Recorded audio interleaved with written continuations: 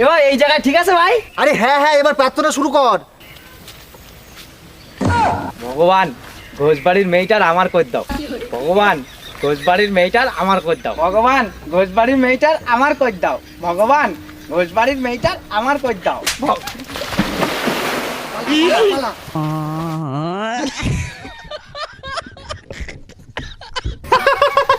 কি কিরম লাগে? বলদা আবার মেয়ে পটাবে। থাক ওখানে পড়ি থাক, চল চল। আজকেও 500 টাকা দিলাম। তোরা আমার সঙ্গে এরকম করতে পারলি ভাই? তোদের ভালো হবে না। তুই কি বললি?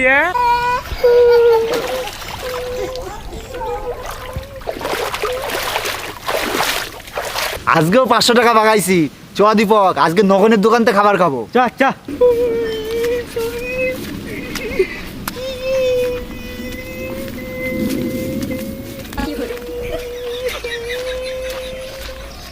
কি গো ফুলু, তুমি এমন ভিজে গায়ে দাঁড়িয়ে আছো কেন? আর কাঁদছো কেন? আর বলো না, হানি আর দীপক মিলে আমার সঙ্গে যন্ত্রপাতি করেছে। আরে ওটা যন্ত্রপাতি না, ওটা ষড়যন্ত্র হবে। তুমি বুঝতে পারিস তো? তাহলেই হবে।